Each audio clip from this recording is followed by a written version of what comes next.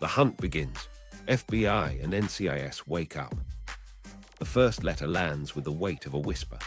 RUS offers cooperation for immunity, hints at Navy communications, gives just enough detail to sound like a man who's handled keys, not headlines. It's vague, self-protective, and easy to shelve, until Barbara calls again and repeats a story that now sounds less like bitterness and more like tradecraft. A night drive. A bag by a tree. Russians. Two thin threads start to look like one rope.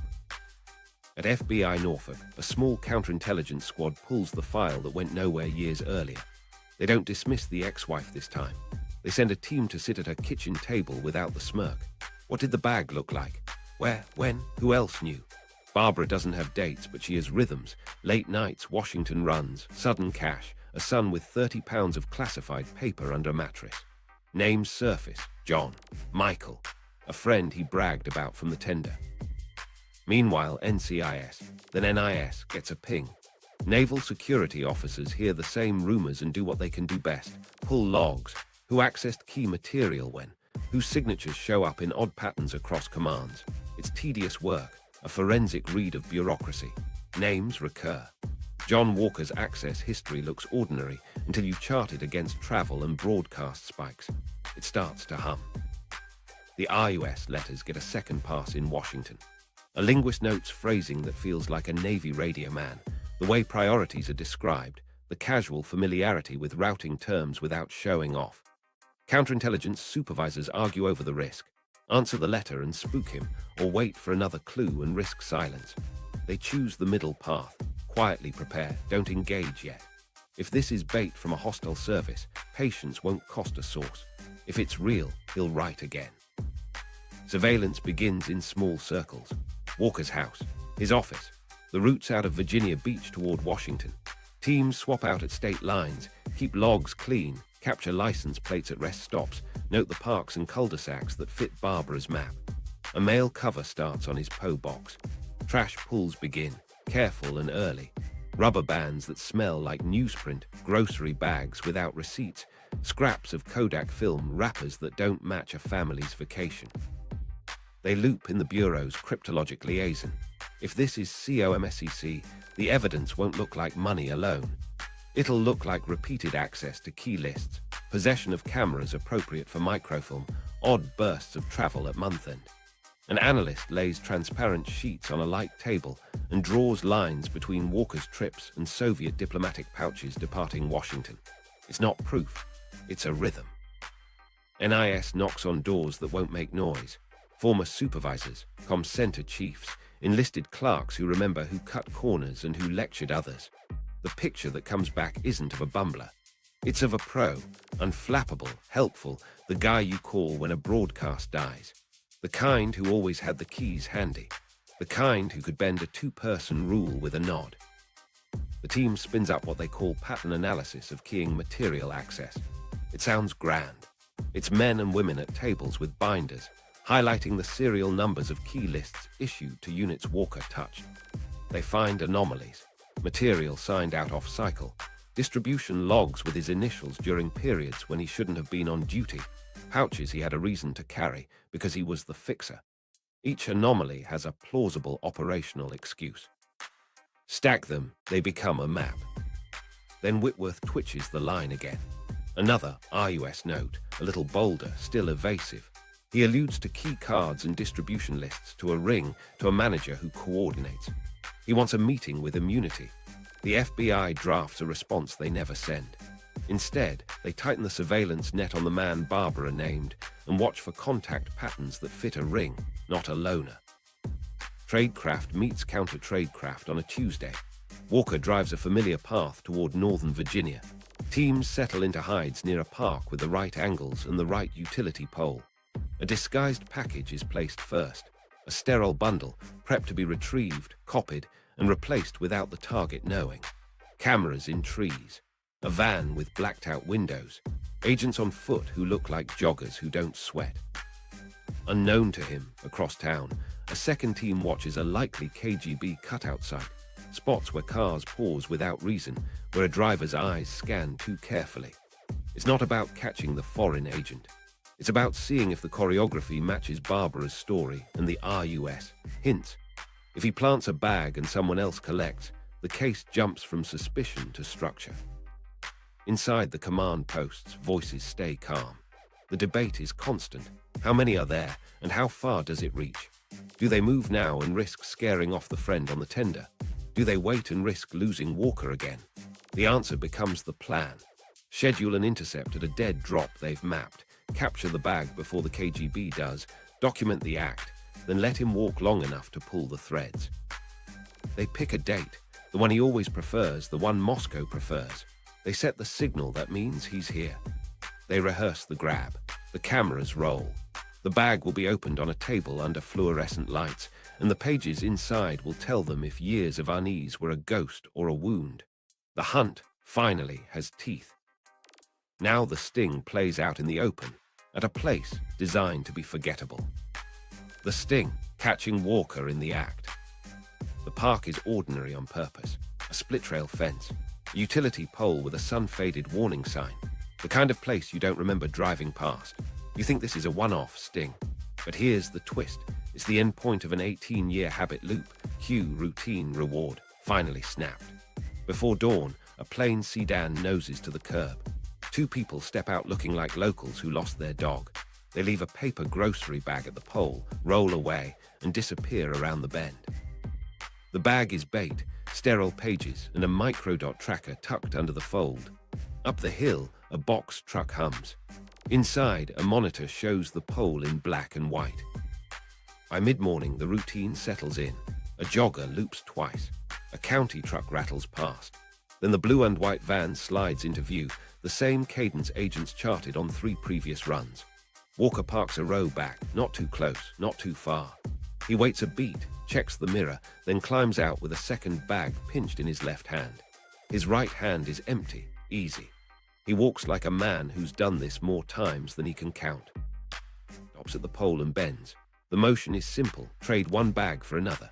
He tucks his bundle against the post, lifts the planted bag and glances down once to confirm weight. It looks like trash by design. He pivots, strides back to the van and drives. The pole is a heartbeat on the monitor. The grab team doesn't move yet. They let him clear the corner and settle into traffic. Then a quiet now, and 2 agents cut across the grass, scoop his bag, and hustle to the truck. Under fluorescent tubes, the contents spill. Camera, film, a folded note with a code phrase, and the pages that matter, classified Navy documents sealed in a white plastic sack. A handler's instruction sits on top in block letters. Schedule confirms. The room breathes once. They reseal the bag, the identical copy already waiting. Another pair sprints the replacement back to the pole. On screen, the scene looks unchanged.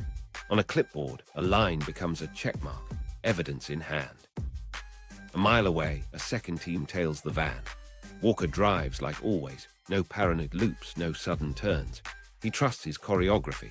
He stops at a strip mall, buys coffee, flips through a newspaper. He's a private investigator with errands to run. 20 minutes later, he points the van toward Rockville, checks into a motel with dense curtains and a door that opens to the parking lot. He places the bag on the bed like a suitcase. The knock at his door doesn't come. Not yet. They want him to settle with the bag, to touch the pages, to make the room a crime scene. While he unpacks, agents fan out. One team secures the hallway. Another waits by the ice machine. Down the block, a supervisor debates the timing for the 50th time in 12 hours. Move too soon, you lose the chain. Move too late, you risk the courier slipping it away. He sets the bag on the table, pulls on latex gloves the KGB gave him, and starts inventory. He finds the camera first, smiles at his own reflection in the lens, then pulls the stack of documents wrapped in a white sack. The moment is clean, hands on stolen material, in a state he can't explain, in a room they control. The radio squawks once. Go. The door opens in a practiced rush. Warrant called out, badges up, voices firm and level. He freezes, eyes on the camera still in his hand. The agents don't shout. They move him aside, step to the table and put their palms on the pages the lens saw. One reads off the classification markings.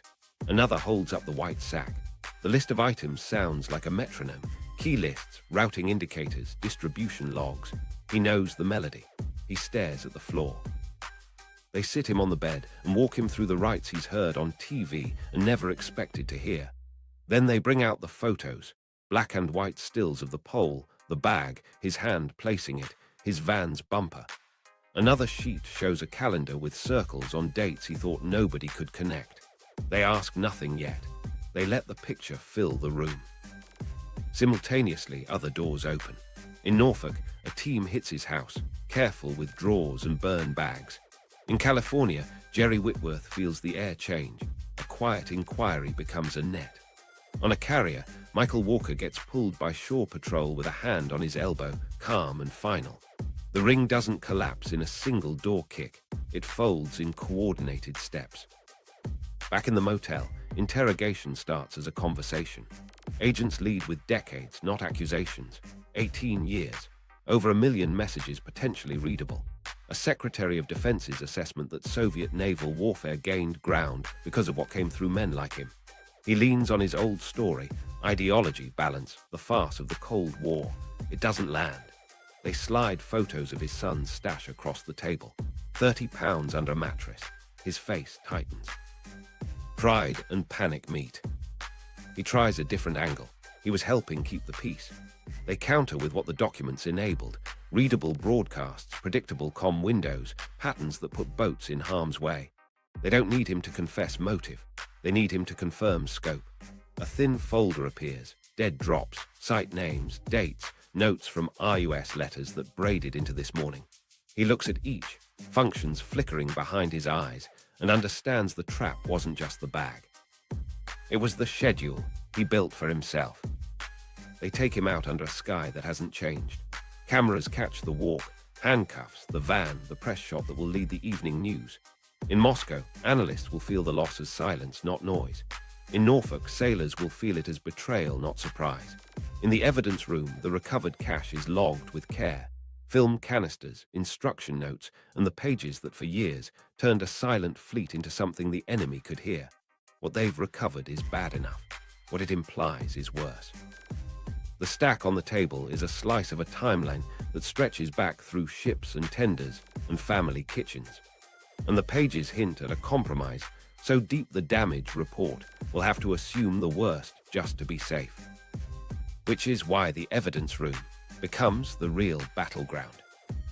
Inside the evidence, keys, manuals, and a timeline of damage. In a fluorescent room that smells like paper and dust, the pile turns into a map.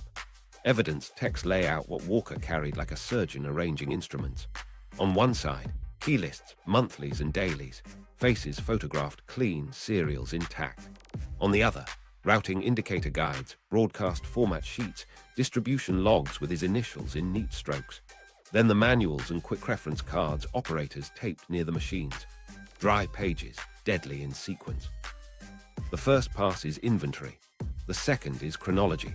Agents pin dates to every page, slide them onto a board marked by years, and highlight any key list that projects into the future. Those are the worst.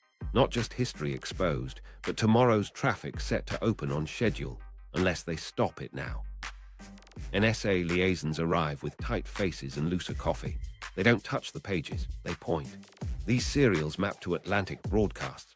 Those indicators cover submarine traffic. They mark what will be readable if keys match records, then start matching. In parallel, a damaged team builds a simple grid. Walker's access dates, Soviet presence near patrol areas, and moments when adversary reporting looked unnaturally confident. It isn't courtroom proof, it's operational dread. A detail jumps out early. Distribution logs show pouches issued off-cycle to units Walker could help because he was the fixer. Those deviations align with dead drop dates. The pattern suggests a rhythm. He touched keys just before delivery to Moscow. Another stack shows annotated rekey procedures, arrows at windows and fallbacks. If the enemy read those, rekey periods weren't recovery, they were opportunity. The manuals sharpen the picture further. Troubleshooting trees lead technicians to halt and reinitialize under certain error codes. That pause is a vulnerable moment if you know when and where it happens. Maintenance bulletins flag upcoming changes in broadcast formats. Readable headers fused with those notices would have told analysts when to expect shifts and how to recognize drills versus real surges. The ring didn't give Moscow periscopes. It gave them a director's cut of the script. Then the photos, rolls of Minox film developed into tidy frames of keycard faces. Technicians run serials against issuance records. Matches pile up. Each match gets a pin on the timeline and a note. Readable potential for period X. The grid expands so fast an officer stops counting and boxes entire years. The conservative assumption becomes policy. Treat traffic protected by those keys as compromised. That's not an estimate. It's a survival choice. From there, courtroom logic is almost mechanical. The white sack from the park yields a short, chilling note. Schedule confirms. Source must maintain regularity. It establishes cadence and pressure. It also proves this wasn't a one-off. The case pivots from catching a thief to measuring a systemic wound. The FBI and NIS assemble a joint briefing. The Navy gets the headline nobody wants. Assume long-term compromise where these keys apply. Immediate steps, emergency key changes, accelerated cutover to newer suites, and a stand-down to scrub distribution lists and access rosters. In comm centers, burn bags fill fast. Old keys die early. New ones arrive by courier with signatures double-checked, then triple-checked. Two-person integrity stops being a framed instruction and becomes a lived ritual, no exceptions. Crypto custodians rehearse destruction procedures like fire drills. Sailors curse the pace, then realize the cursing means they still have circuits to curse about. The assessment room runs a second, harder pass. What could the Soviets infer beyond text? Distribution lists reveal who sat inside specific planning circles. Readiness states of units not yet on the air. Broadcast annexes show likely receive windows. Predictable pauses in movement, places and times to listen nearby.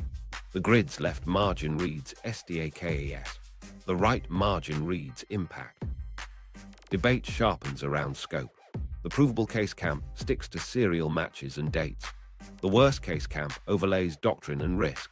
If a month's keys opened indicators, and indicators carry precedence and routing, then a significant fraction of fleet intent could have been readable in bursts for years. A senior officer draws a thick line under the worst-case box. We don't get a second chance at this. Operational fallout arrives overnight. SOSUS operators get new reporting protocols. Submarine skippers receive quiet guidance to vary receive windows and depth. Broadcast planners alter cadences and insert decays. Timing anomalies meant to break any adversary model built from old reads. Ashore, auditors stop focusing on tidy safes and start focusing on people with pattern-breaking access. Surprise inspections become actual surprises. There's a human inventory too. Michael's stash gets catalogued, 30 pounds of classified paper with prints. Arthur's feed adds peripheral documents that, in context, fill gaps analysts didn't know they had. Whitworth's trail promises breadth Walker's trunk alone couldn't achieve. The ring's volume becomes visible in stacks and film strips, and each paper proves a habit. Greed on one side, confidence on the other. The last chart in the room isn't labeled evidence. It's labeled timeline of damage. Not a neat line. Bands of color across years, thick where keys match, thin where procedure tightened, blank where luck or rotation saved a month. The room stares at the bands in the late 1970s and early 1980s, fat with access. Nobody says the quietest fear out loud. What about the unknowns at sea, the moments no page can reconstruct? The only honest answer is the cruel one. Plan as if they read more than you can prove. Courtrooms and confessions. The evidence spoke first and loudest. The bag from the pole, film, key lists, routing guides, pages held under oath with dates that marked betrayal. Prosecutors didn't argue politics, they traced method and money. Bank slips and purchases that never fit a pension. Then the ring in focus. Whitworth turning keys into film on the tender. Arthur feeding specs and manuals. Michael with classified paper in his barracks. Jurors didn't need acronyms. They saw that Moscow got keys on schedule, and the systems opened. Defense framed Walker as a Cold War skeptic who thought he balanced peace. He lectured about communications doctrine. The government answered with his own notes. Regularity required, distribution breadth, keys on time, motive in his handwriting. Michael cooperated. He described errands that didn't feel like crimes until the cuffs, 30 pounds of classified paper under his mattress, and the pull of a father's approval. Arthur's role was smaller but clear, documentation that filled operational gaps. Whitworth fought, but Minox frames, distribution logs, unexplained cash, and the anonymous RUS letters undercut him, the voice of a radioman bargaining for immunity before confession. Walker's grand theory collapsed into dates. 1967, first sale, 1968, first full delivery, expansion through the 1970s, regular cadence in the 1980s.